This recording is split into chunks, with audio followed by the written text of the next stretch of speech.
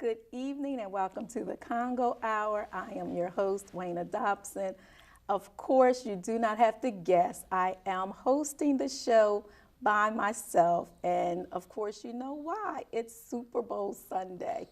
So, Trippy and Mr. Congo have the evening off, and I meant to ask Trippy who he was rooting for. So, I hope that he's rooting for Seattle, and I hope all of you are looking for Seattle to win as well. Well, as always, we have a fun and exciting show. I'm really excited this evening because, one, it's the first Sunday of Black History Month. And last month, I had the awesome opportunity to attend the Martin Luther King breakfast at the Chase Center. And they had a dynamic speaker who was none other than Bishop Aretha Morton.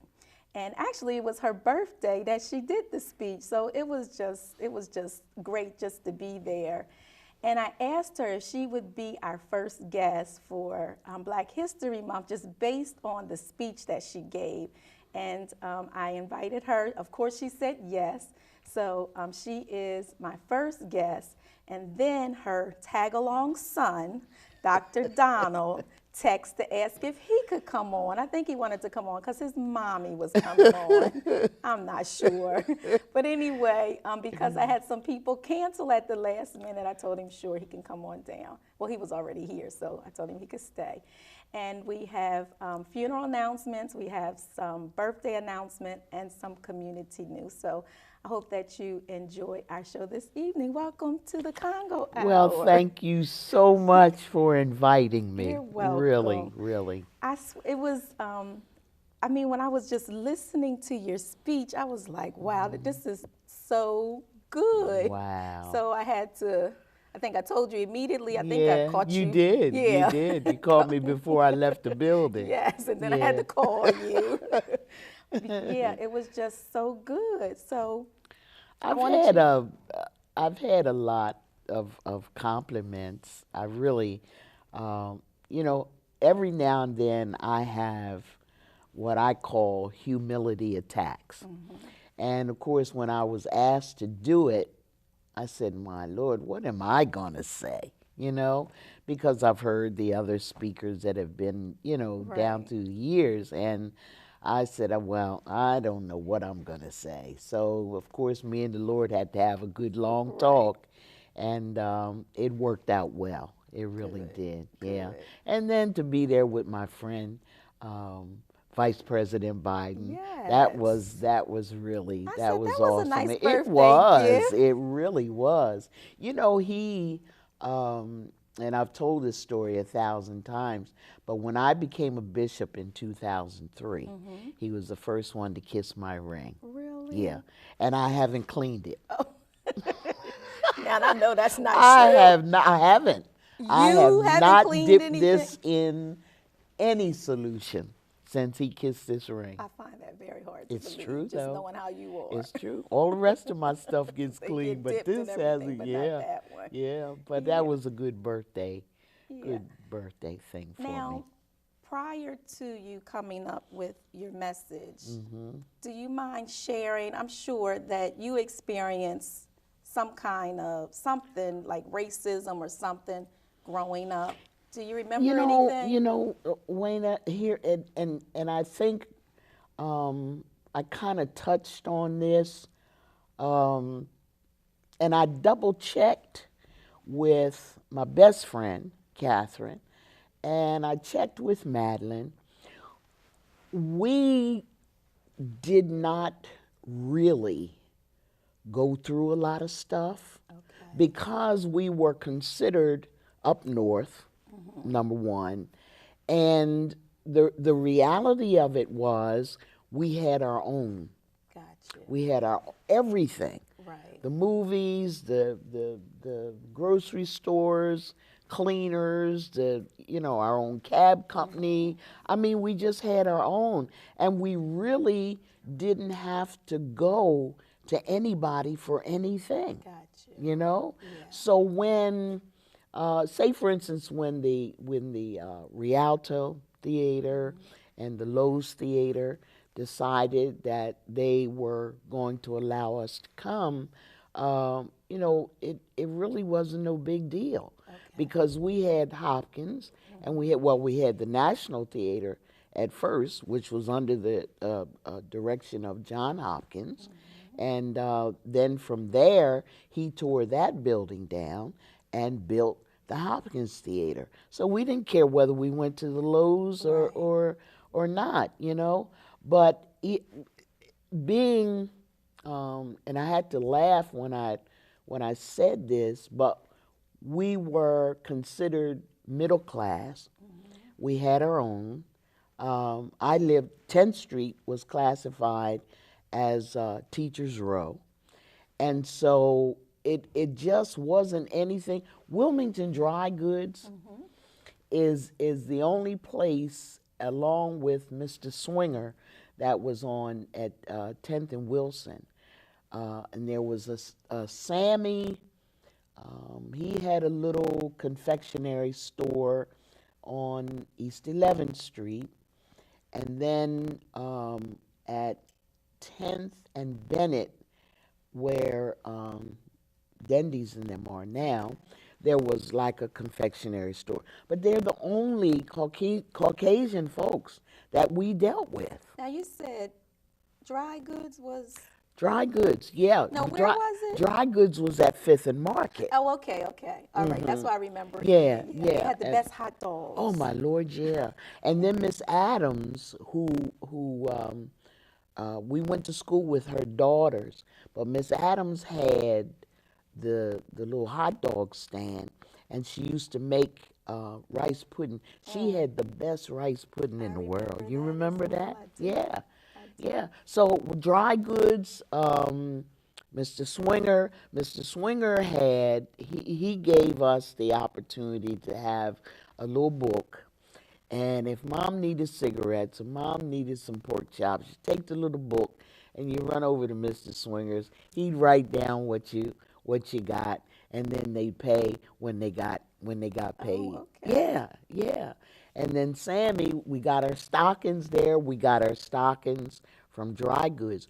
Believe it or not, in my garage, I still have a Wilmington Dry Goods bag with the stockings in it. Really? And I know they've got to be over 50 years old and still intact. Wow. Yeah. So we really didn't go through the thing because but like I say, the minute that things caught off, it didn't take us long to understand that the South was going through something. Right. And then in the midst of that, when Dr. King came along, then it was naturally we had to join in and do whatever. Yeah. Very good. Okay. It's awesome though. Most It is. definitely. Yeah. So, however you want to come. Well, the young people, of course, have me with this iPad stuff, and I get mad when it don't work, but it's working pretty good. Today, this morning, I preached on the black church, and dealing with the fact that we've really got to get back on track. I think I was a poet this morning because I talked about we're black and we need to get back on track. Okay. So I said I'm a poet and don't know it. Know it. But when it was given to me about Eric Garner, and that was the end of my message that seemed to have the most impact. Of course, I talked about the dream going to a nightmare, and it is a nightmare when it seems like it is a design for our children not to be educated. Everything just seems to kind of be that way. And so when it hit the I can't breathe piece, and I said, but I will when we really overcome. When the rough places are really made plain and the crooked places are really made straight, when we really have hearts of love that have been asked by Dr. King for us to have, when our jails are not full of our black brothers, when blood stops flowing in the streets and violence cease, when the dream is not just talked every January, but it becomes a reality. I will breathe. When the nightmare disappears and we can say this is God's doing, I can't breathe, but I will when justice prevails. Yeah, I Yeah. thought that was Yeah. so good, Yeah. and that's what I Yeah. was hoping that you talked about. Yeah. That is so Yeah. good. Yeah. And we'll be able to one day, we don't know when, because it almost seems as if things are getting worse instead of better. But, speaking of my son, I'm just grateful to be able to work with him at this time in my life, because I didn't have that opportunity, so to speak, to fight. I knew what the fight was all about. And when it came time to fight, I was in the fight. Right, right, right. You Yes. know what I mean? Yes. Because I just can't stand to see folk beat up and picked on and all that kind of stuff. I'm still that way. Right. I'm still that way. And I tell everybody, just don't let this collar fool you, because when it comes time to get something done, I'm ready to get it done. Yeah, yeah. Do you think that in your lifetime that things will ever change? I pray so, Wayna. And I do believe that if the black church comes back to its original state of helping, of teaching. When I talked this morning, I was talking about the fact we have churches, we have people in our churches with PhDs and all kinds of DDs and whatever, and our children within our congregations are suffering. They don't have, we're not helping to tutor them. We're not helping our seniors, because it's scary. I can't get used to being a senior, but I am. I'm 77, so I guess I classify. You know what I mean? So. Just But a teeny yeah, bit. teeny bit. But there are so many seniors that don't have somebody to help them do certain things. Yes. And believe me, it's scary. And it's a point now where when people call you and stuff, and they're calling you by your first name, and they're scaring you to death, and you don't know what's getting ready to happen, and you know what, all of that kind of a thing. We need, as the black church, to get together and help those that can't help themselves. We really do. I agree with you. Do you think that prayer needs to be put back in school? Oh yeah, uh, here's my dilemma. I know we don't like to talk about segregation, and we want to be integrated, and we want to ride those buses and have the children bouncing up and down. That's what's wrong with them. They have to ride so Right, far, right. and their brains are shattered. But when we think about the fact that how can I put it? We need to get back to understanding what we need, That's good. Yes. because being segregated, we had the best schools. Being segregated, we had the best teachers. Being segregated, we learned. Our teachers were our Sunday school teachers, Right. and all of that kind of stuff. You know what I mean? We just were tight. We were tight, and we learned. And I Right. say it in every meeting. If the system would give us our children back, we could get something done. Yes. Yeah. Most definitely. Yeah. And yesterday at Davon's funeral, I think it was Pastor Curry who said, like, if we could start beating our children again. Yeah. Just give them back to us. We Yeah. can handle them. Yeah. But I still say it's a design, because if I'm not educated, Mm-hmm. you know, and if I can't read and I can't write, you know, then and if I really believe that the only thing that I know to do is sell drugs and shoot somebody, Mm-hmm. then that's all I'm ever going to do. Mm-hmm. But somewhere along the line, we must allow our children. David Oyelowo said it this way. He said, practically every African that he knows in the village or whatever where he was raised, everyone, whether they're poor, they might be laying in the street, but they believe that they're kings and queens, Mm-hmm. you know? Yes. And that's the mentality that Most we have to definitely. get into our young people. Most They definitely. are somebody.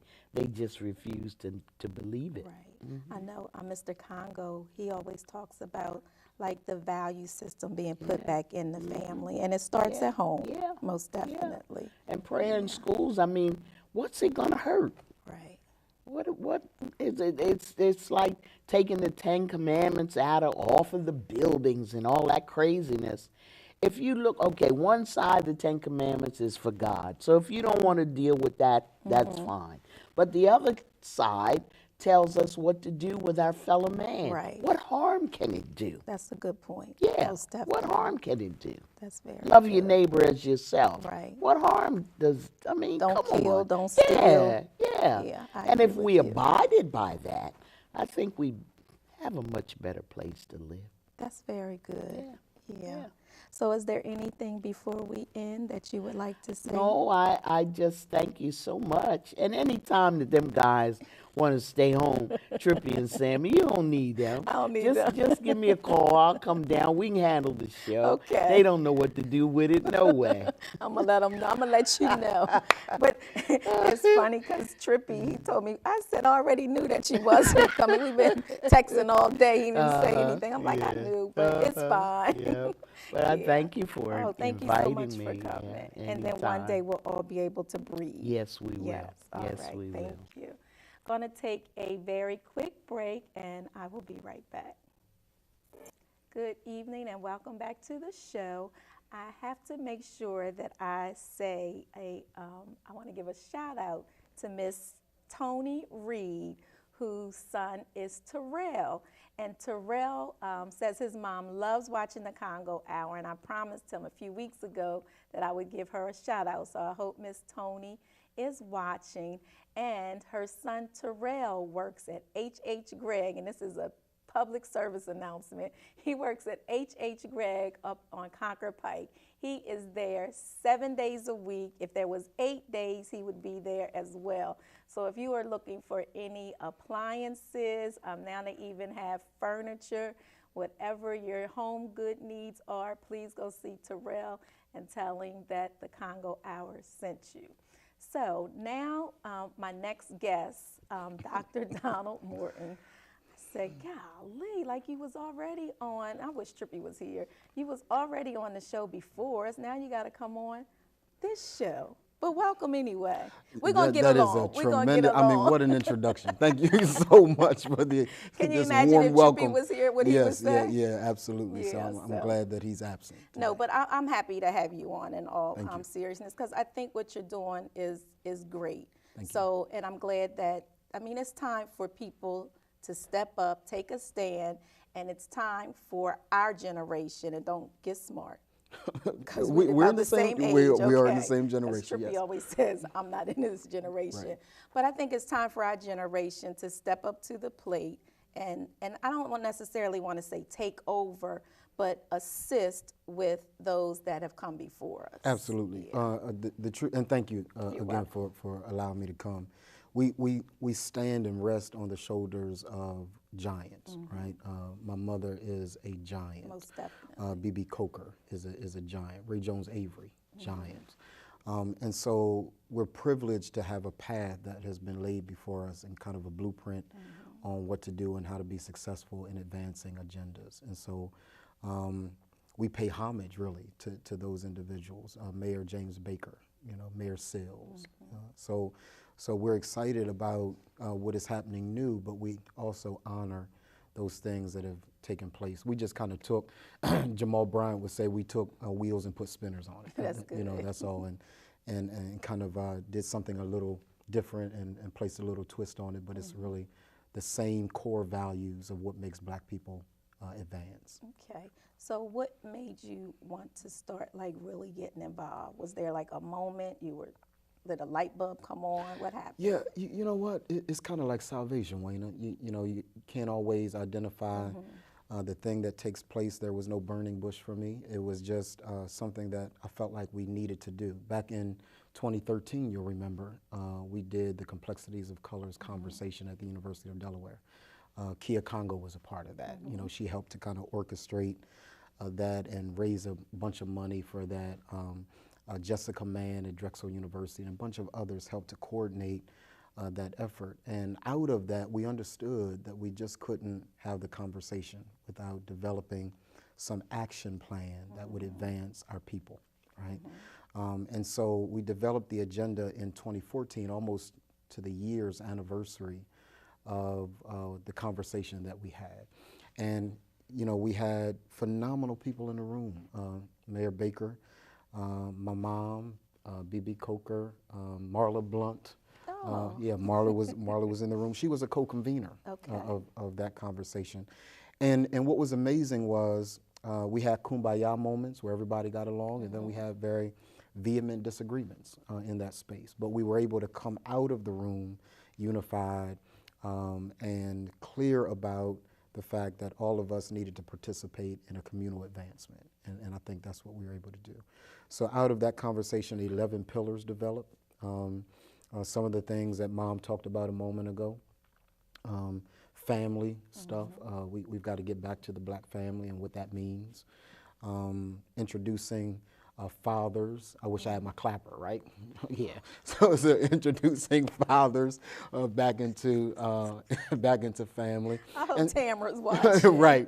And the fact that I think, you know, we're an example of that, you know, we both raised Hunter. We both, you know, raised Amber. And we did it without having to be together. And I think that when we can kind of embrace this new concept of family, it is not the nuclear family that we used to have. Right. There are grandmothers raising children now and aunties raising children now. So there are a number of different things that we developed, criminal justice, also a communications element. How do we control the narrative? How do we make sure that what is being reported in the news is accurate and it is not adversely affecting as it relates to image our people? So there are 11 different things, great conversation, and we now have a plan that we'll release on tomorrow. Okay, so tomorrow evening, Let's talk about when and where. 7:00 p.m., Tabernacle Full Gospel Baptist Cathedral, where the Bishop Aretha Morton is the pastor, and she has opened the doors for the community to be able to be a part of that. It's usually Moral Mondays, and so we're taking this Moral Monday to release to the public the agenda and help everybody understand that there's a place for them at the table to be able to plug in and do what they already do. The wonderful thing about the agenda is it's not a bunch of new initiatives.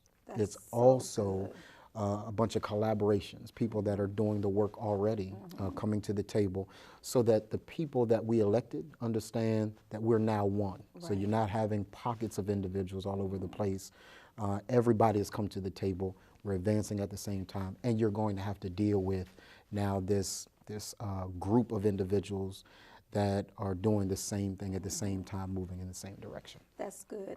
Earlier you mentioned the spinners on the wheel, but what you are doing is not reinventing the wheel. Right. You're bringing people together. Right. And I was talking about that earlier, like so many times people are doing the same thing that the other person is doing instead of us coming together and collaborating under one roof like you're doing. Right.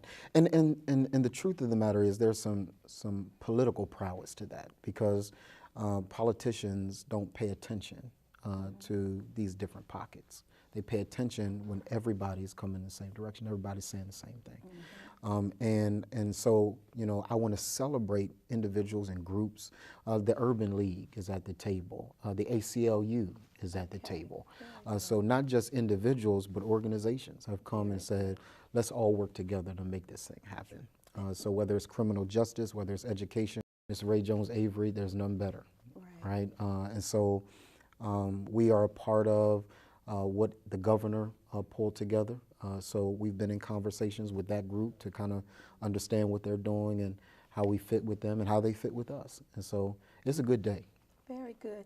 And I'm glad you're doing it because, like, we do, we protest, we have marches, Yes. we do this, we do that, but then what happens after that? Yes. So Very this true. is what someone can come. Yeah, very true. The truth is marching is important, right? Most because definitely. marching kind of continues to shed light in perpetuity on the things that are That's happening. right. But after you march, and every march has to have an objective attached to it. You can't just march just to march. So we marched, but we also understood that we needed a civil rights commission, right? And so I want to say something even about that. We met with Matt Dinn before he was elected and shared some things that we wanted. And we thank God for the Civil Rights Commission that he is developing as a department of DOJ. But we still need input in who you hire, right? Because there's coming a day where you're going to come back to us and we're going to have a conversation about why we should elect you all over again. And the truth is that you got to pay attention to us throughout the years. You can't just pay attention to us during campaign time. And that's just not Matt.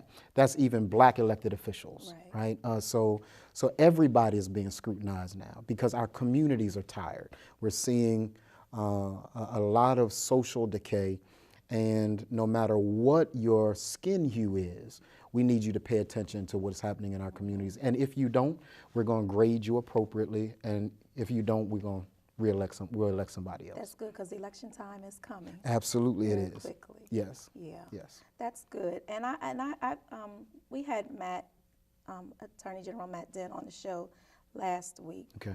And every politician that we have on the show, I want them to look in the camera and promise the viewing audience that they're going to do what they promised to say they're going to do, not just, during campaign and saying all the sweet, nice things that they think that people want to hear. But we have to hold their feet to the fire to make sure that things happen. And that's necessary, right? And again, I overemphasize this particular point on purpose. It just can't be those elected officials that are not of our race. Sometimes we're done more damage by elected officials that are part of African American, that are part of us, right? Because they take us for granted too. And so you no longer get the vote because you're black. You get the vote because you've done well, you've done to your point, you've done what you've said you were going to do. So that kind of person, I can elect all day, but I can't stand with anybody, even though you're black, can't stand with you if you're not serving the communities and the most vulnerable of our communities, the elderly, the young people, the poor. That's who I'm committed to. Everybody in the white ivory towers, that's not my deal. The individual in the gutter is my deal. Right. I asked Mom this question prior to you coming on. Do you think that we will see change in our generation? I think we are seeing change in our generation. I think the winds of change are blowing. But I have come to terms with this, Wayna, and this is really, when you asked earlier about, what happened. I remember watching Melissa Harris Perry, and she said her father would always write her birthday cards and say, "The struggle continues." And what I had to grapple with was the fact that even at 45 years old, the truth is that you and I are going to pass away with much work still to be done. And we have the responsibility to impregnate the next generation with the tools necessary to continue the struggle. So we're making progress, but there's going to be so much more to be done after we're gone than there is even right now. So on that note, the generation that's coming up now, that generation, like you hear in the paper, there's teenagers now or people up into their 20s that have guns that are shooting people. And then we have 18, 19, 20-year-olds that are dying on the street. Like, what do you think that we can do to help that generation? Well, I think it's important Wayna, to balance even that conversation, right? That's a part of what we mean when we say let's control the narrative. Because while we highlight that, there are also individuals like Chiffon Taylor, Keith James, who are doing phenomenal community work, right? And then there's a school, I forget what state it's in, where African American young men graduated at 100%. And all of them went to college. But the media doesn't cover that. Right. You understand? So they only cover the things that are bad with regard to our communities. But to your point, what we can do about that is it is a very complex issue. There's no silver bullet approach, which is the purpose of the agenda, right? Before anyone pulls the trigger, there is a bunch of things that happen to that individual, whether they be socioeconomic things, whether they be educational things, whether they be spiritual things. There are a number of different things that affect that individual and impact that individual to pull a trigger. And until we address all of those feeders, then we'll continue to see the kind of gun violence. It doesn't diminish simply because we put more cops on the street. I agree. It just doesn't. There are a lot of different things that have to be addressed, and the agenda addresses those things. Okay, so let us know one more time when and where and what time the agenda takes place. The agenda will be released for public view on tomorrow, Monday, February the 2nd, at Moral Monday, Tabernacle Full Gospel Baptist Cathedral. Bishop Aretha Morton's the pastor, and at 7 o'clock on the dot. Okay. Everybody will be there. We'll get a chance to ask questions and see where you can fit so that we can get done what we need to get done. All right, thank you so much for coming on. Thank you. And we'll have you back on to talk about the progress that is Great. that is taking Great. place. I appreciate Most that. definitely, my pleasure. All right, I'm going to take a quick break, and I'll be back with our funeral announcements as well as some birthdays. And now for our funeral announcements. Miss Rachel D. Harley, age 100, departed this life January 20th. Her funeral services were private. Her burial will take place Friday, January 30th in Gracelawn Memorial Park. This is Mr. Stephen Body, age 69, departed this life January the 12th. His funeral services took place Wednesday, January 28th at Congo Funeral Home, 201 North Gray Avenue.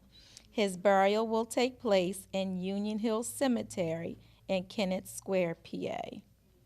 Mrs. Adele Stubbs Christmas, age 90, departed this life January 17th.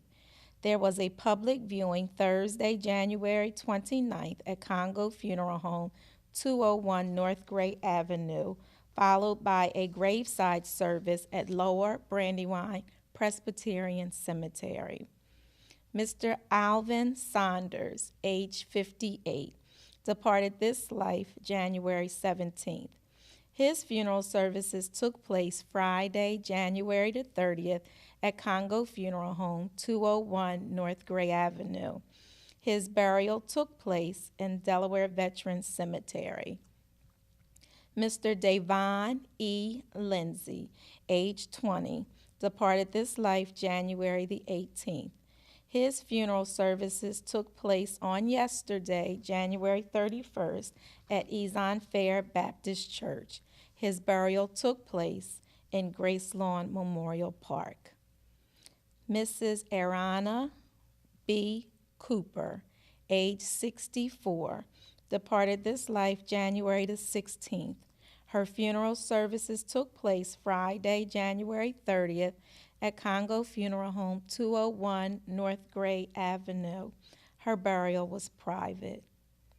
Mr. Ramon Maldonado, age 54, departed this life January 23rd. His funeral services took place Saturday, January 31st at Holy Spirit Catholic Church in Newcastle. His burial was private. Mr. John A. Brown, Jr., age 59, departed this life January 27th. His funeral service took place Saturday, January 31st at Alpha Worship Center.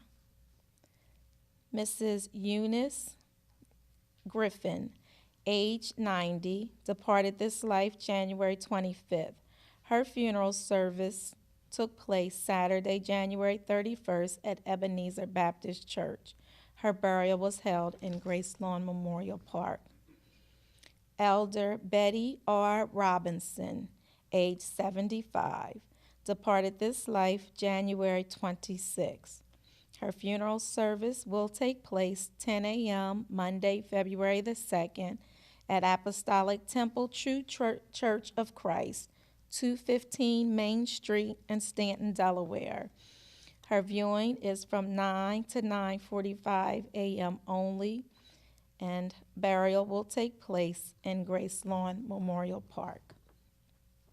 Mr. Jordan Ellerby, age 16, departed this life January 23rd. His funeral service will take place 12 noon Friday, February the 6th at the Arise Church, 2900 North Van Buren Street, viewing 10 to 11:45 a.m. only. His burial will take place in Grace Lawn Memorial Park. Services for Mrs. Esther A. Church, age 97, who departed this life January 23rd. Her funeral services took place Saturday, January 31st at Congo Funeral Home, 201 North Gray Avenue, and her burial took place in Rolling Green Memorial Park. Mr. Daniel Jamar Clark, age 26, departed this life January 27th. His funeral services will take place 11 a.m. Monday, February the 9th at Ezon Fair Baptist Church, 1400 B Street, viewing 9 to 10:45 a.m. only, and his burial will take place in Silverbrook Cemetery. Mr. Aubrey Willis, age 61, departed this life January 26. His funeral services will be private. Mr. Christopher Scriven Sr., age 82, departed this life January 25th. His services will be announced, as well as services for Miss Beverly Winfield, age 61, who departed this life January the 31st. That does conclude our funeral announcements for this evening.